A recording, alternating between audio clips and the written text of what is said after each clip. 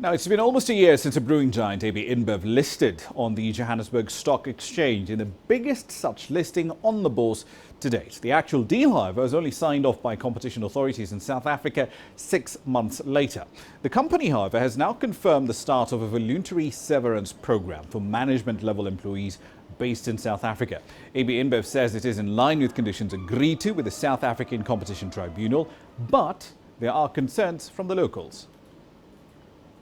Our concern with that is it's twofold. One, it's an indication that after 5 years they may go to the bottom and cut the bone, because they are renowned as AB InBev for being cutthroat, cost-cutting operators. And that worries us as a union that in year 6 we're going to see blue-collar workers targeted for retrenchment.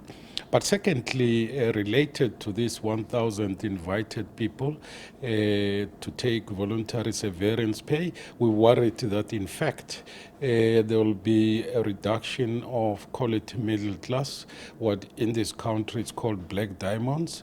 I'm not at all surprised. I just think this is a global management style. If you want to grow, you have to justify it by having a lower cost structure. The first soft target is wages, and I think that they're doing it that way. They said themselves that they thought SAB's operation in South Africa were very efficient. Yes, they could find costs to save. Like, for instance, those workers used to take home a box of beers every month. They're not going to get that anymore. The softness of management that SAB might have had in some areas will be taken out. That's an American management style. There's nothing wrong with it if it's there for the benefit of shareholders first and foremost. Let's dig a little deep into that story. Angelo Kopler joins me now live in Johannesburg. He's got more data on this particular event. Angelo, we've heard from union representatives there being pretty critical of this move, but how have other policymakers responded, especially the Competition Tribunal, since it is the body that approved this $100 billion purchase of SAB Miller? Well, Raman, it's been dead quiet. I reached out to the Competition Commission earlier. Their spokesperson said he'd get back to me. We're still waiting 7 hours later. The Economic Development Ministry also hasn't returned any calls, and neither has the DTI. In fact, the DTI was saying that we need to speak to Ibrahim Patel's ministry, which is Economic Development. Those last two departments were responsible for the conditions imposed for this merger to actually move ahead. The way I understand it, though, the company hasn't broken any conditions. They may have bent them slightly, but the company says it appears that they played this quite well or quite nicely. They're leaving the lower paid workers alone. But as the FAWU Secretary General put it, there are many black middle class people, the so-called black diamonds, in this mid-tier group. And that may become an issue later on down the line if they decide to take up these voluntary packages. Rama? Indeed. And that essentially segues neatly into my next question. I mean, a lot of us who read the terms and conditions of this deal understood the conditions given by the Competition Tribunal to act effectively as a freeze on payroll cuts, other than natural attrition, of course. So in that context, how is what AB InBev is doing now 100% legal? Well, the unions, as you heard, are taking a bit of a pragmatic view. The company said it doesn't include workers in that bargaining unit, which means the lower paid people or the blue-collar workers. It's this group that the authorities and unions were very concerned about initially. It now appears that perhaps the mid-tier management people's rights have slipped through the cracks. And if it's purely about headcount, then management could still employ blue-collar workers at a fraction of the cost of the mid-level manager cost, and that will make them meet their headcount. The company says that the process won't, that's the voluntary severance package process, won't interfere with their commitment on the jobs numbers, as different positions will be created, whatever that means. Raman?